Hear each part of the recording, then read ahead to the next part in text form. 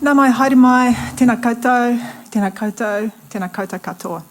Ko Aotea, taku waka, ko Tewhare Toa, taku iwi, ko Ngāti Apa, taku hapu, ko Bay of Plenty, taku turanga waiwai, ko Putuaki, taku maunga, ko Tarawera, taku awa, ko Natalie Parkes, taku ingoa. Haere mai, tēnā koutou, tēnā koutou, tēnā koutou katoa. Thank you so much for having me here. I'm really excited to be talking about a subject that I'm passionate about.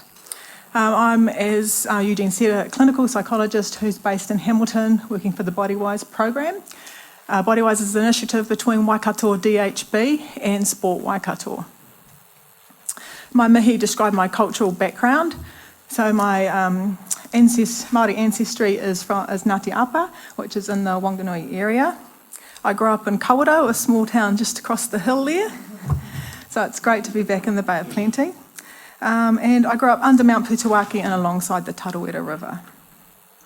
I'd also like to acknowledge my colleagues from the Pacific Islands, Te Lofalava, Kia ora rana, and Malo Elele.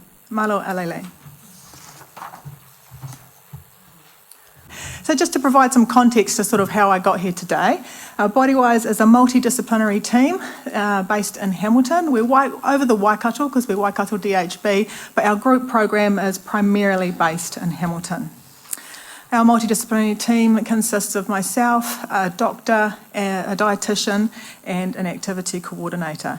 And together we work with whanau to support healthy lifestyle changes. Just some stats at a glance. You've probably heard about all these stats already.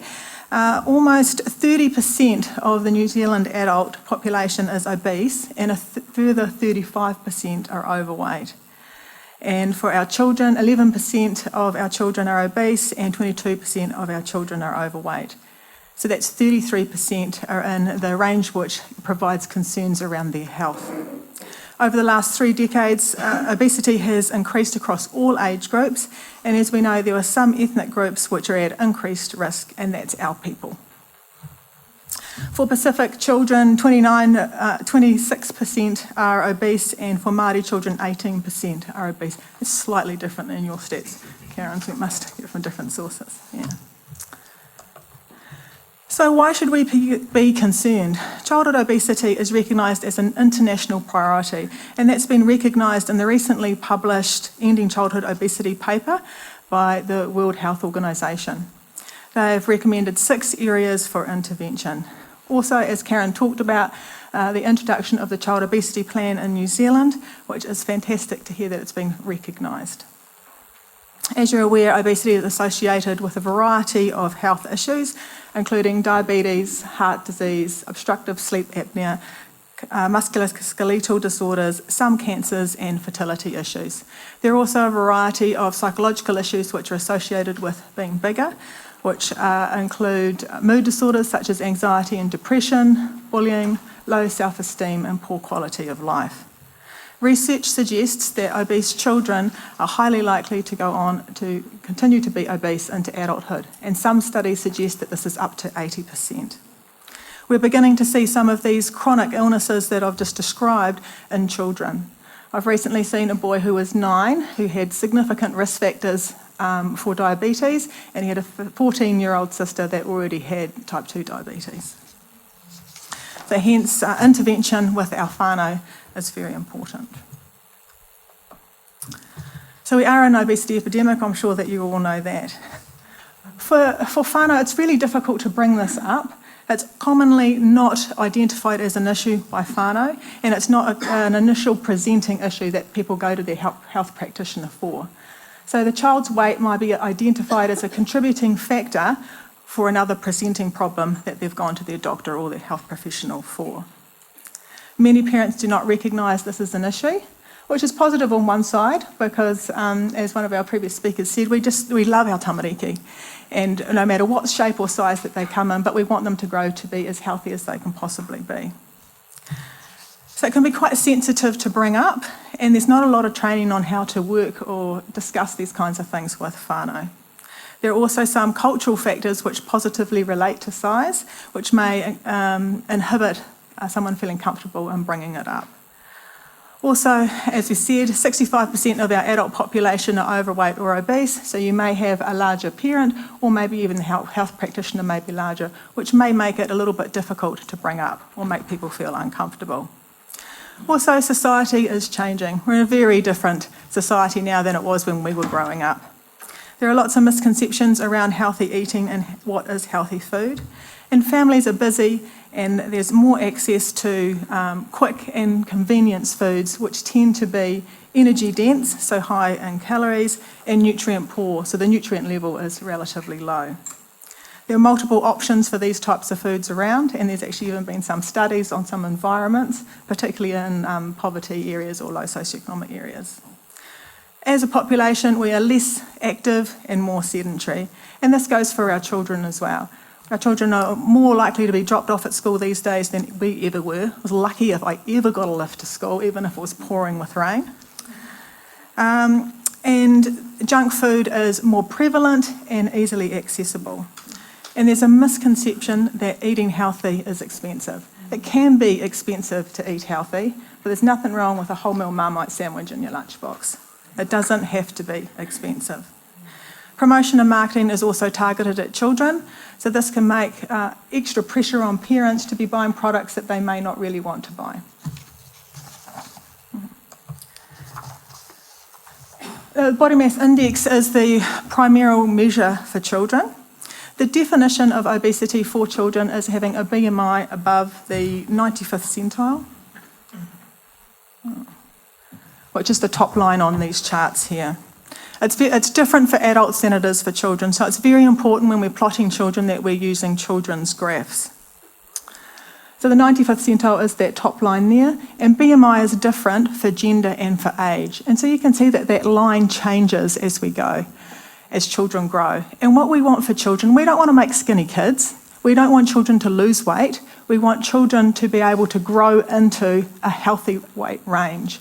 And to do this, we want to either maintain their current weight, which as they continue to grow, because children do grow, unfortunately adults do not, they will then grow into a healthy weight range because their BMI will come down as they continue to grow.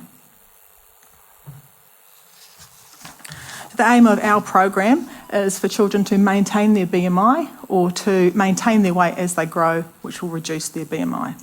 Many of the children that we see already have adult BMIs, and some children we see already have BMIs that are in the adult obese range, which is a BMI over 30.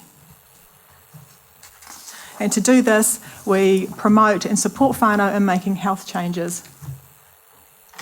So I'm really excited to be able to introduce you to this tool. It's called Be Smarter Basics for Healthy Kids, and it's a primary tool of engagement, so to bring up a discussion rather than to be talking about weight. So it's to initiate a discussion with whanau.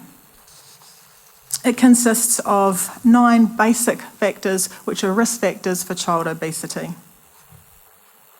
So when do we use it? You can use this tool at any time, and I've got a couple here if anyone would like to have a look a bit later, but I will go through them on my slides. So we call it a teachable moment, and this might be an opportunity that comes up from the whanau that might give you an indication or an opening to bring out our tool. A teachable moment might be something like a parent saying, going to bed at our house is a nightmare. We can never get the kids to get into bed. It takes hours and hours and stretched out, and it's 10 o'clock before we know it. Or it might be that someone talking about their daughter saying, I can't get her off those games. I tried desperately and then we have a tantrum. Or mornings at our house are so rushed that we just don't have time for breakfast. Or he won't drink water, he only drinks fizzy. So this might provide an opportunity for you to say, I see that you're concerned about that. I've got this form that we can go through together, and it includes that as well as other basic health messages for children. Can we go through it together now? It also comes with a Practitioner Manual, which provides the evidence behind 9 of the basics within Be Smarter. So this is our sheet here. So each of the letters of Be Smarter stand for a basic for healthy kids. We go through each one, and there is a rating scale, and the whanau can rate where they think their child is relating to each of the basics. It comes with a Practitioner Manual, as I said, which has all the evidence, extra resources, references, and there's lots of cool pictures in there too. I'll show you some of those pictures as we go through.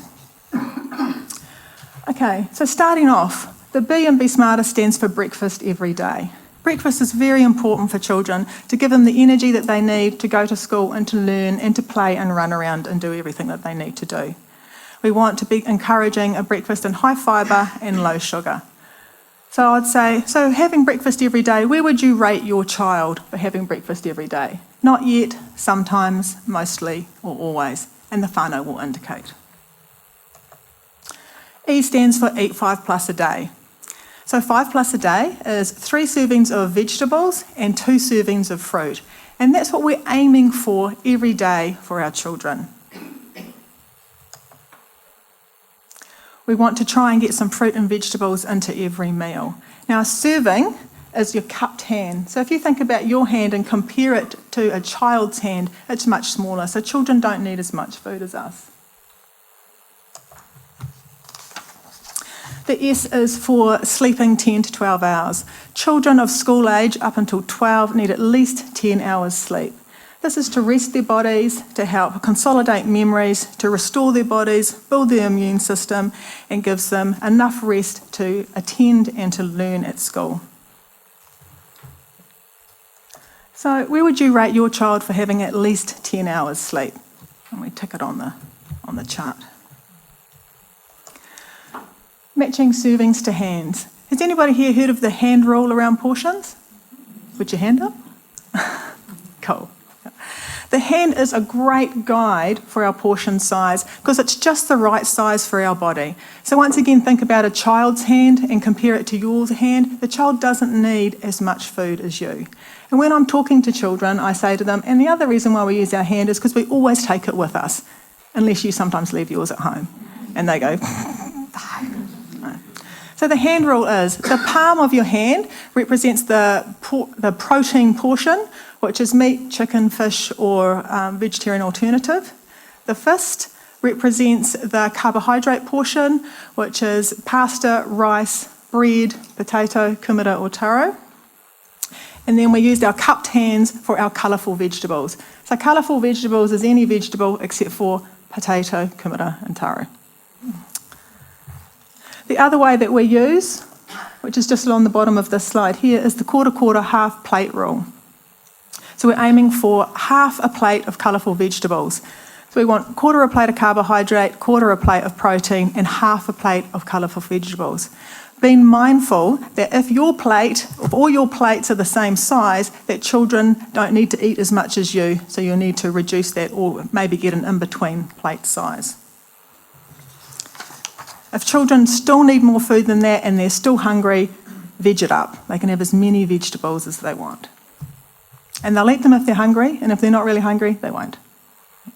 That's what my mother used to say. It's terrible to hear that coming out of your mouth. Yeah.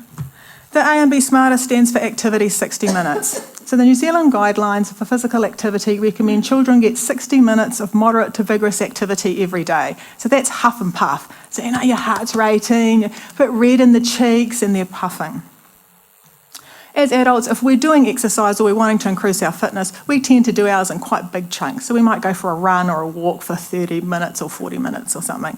For children, their 60 minutes is chunked into small time frames throughout the day. So they might walk or ride their bike to school, that might be 5 or 10 minutes. They might run around and play during playtime and lunchtime, and they might do some kind of PE activity during school. And maybe they might have netball training later on.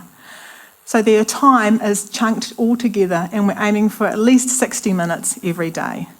Now, most of the children that we work with, this actually isn't a problem at all during the week because they're at school, outside and playing. However, in the weekends, it tends to be much more sedentary.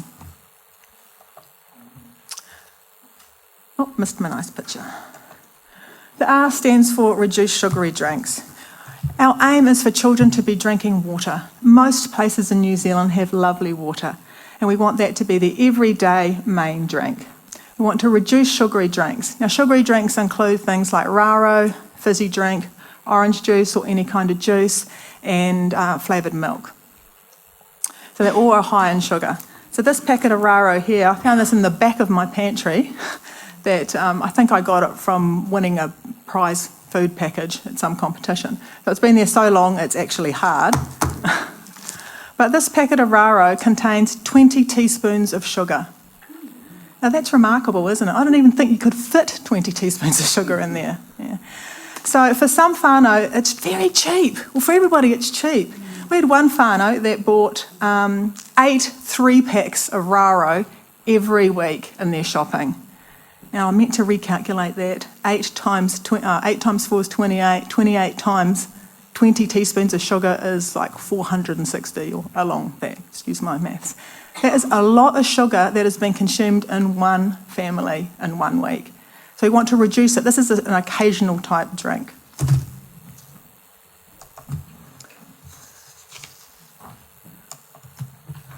The tea is takeaways less than once a week. So at Bodywise, we define a takeaway as any food that's purchased outside of the home. If you haven't made it, you're not quite sure what's in it. So that'll include things like dropping in at the bakery and getting something, maybe the children buying lunch or your traditional type takeaways, or maybe even just getting something from the petrol station. So make it at home and make it healthy. If that's a favourite meal in your family, do it yourself so you know exactly what's in there. So we'd be asking the family, where would you rate your child for having takeaways less than once a week? Eating together as a whanau. This provides an opportunity for communication, building relationships and teaching cultural values. We want everyone to be sitting down, enjoying each other's company with the screens off. That's our target.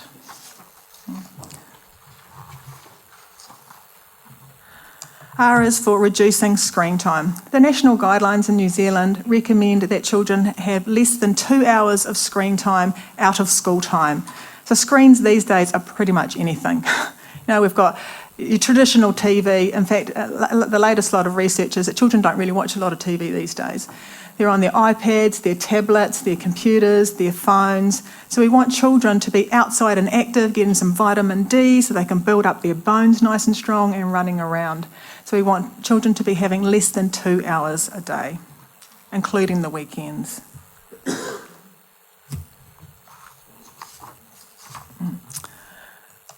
So that's our Be Smarter. So it guides a conversation with whanau. You don't have to use the word obese or overweight. It's about the basics for healthy kids. So it's a real positive tool and a positive approach to having a discussion with parents around the health of their child. So after you've gone through, we've got our rating scale here. So the whanau have rated all this themselves. So I would say for your child to be as healthy as they can be, we'd be looking for ticks in the right-hand columns, the mostly or always. And your child's already getting 60 minutes of activity every day. That's fantastic. You're also eating together as a family. That's awesome. And you're having takeaways less than once a week. So you're already doing those things to work towards your child being as healthy as they can be. On the left-hand side, the columns of not yet and sometimes just provides an area that we may think about, you might want to focus on to help your child be as healthy as they can be. And you can discuss this with them and say, would you like to pick one of these to focus on now, and we can set you a goal. So the goal this family has decided to do is reducing sugary drinks and making water their usual drink at home. That's a great goal. We all like goals, don't we? We all do goals. The key here is actually you're talking about the how. So in your whanau, how are you going to do that? So you might want to ask, so what kinds of sugary drinks do you have now and when do you drink them? So how can we reduce that? They don't have to cut them out altogether. We want to look at reducing things over the time. We're aiming towards the gold standard. We don't have to get there in one go. So you want that whanau to walk out of your office or your appointment and have an idea about what they need to do around the goal that they have actually set. I encourage whanau to just pick one thing at a time. I have some really excited whanau and they go, oh, we're going to do this and we're going to do this and we're going to do this. So, well, how about we just start with one, go away. When you feel comfortable with how you've achieved that, then you can maybe pick something else. We don't want to overwhelm people and we don't want to do the wah, wah, wah. And they go away, great intentions to reduce sugary drinks, but they get back to their busy household and forget about all the things that you've talked about. Down the bottom here on the right, it's just a little monitoring scale, which is good for the kids so they can tick off when they have achieved that goal. Most importantly, when they leave your office, we want them to know what they can do and feel positive about it. And on the back of the Be Smarter form, it's a double-sided sheet. There are some ways to provide you with information about ideas to share with the whanau. In my line, we talk about food and activity all the time. And most of your day-to-day lives, you probably don't talk a lot about that with people. So there's some ideas under each of the basics that you might like to share with the whanau around supporting them, around how they can improve the health of their child.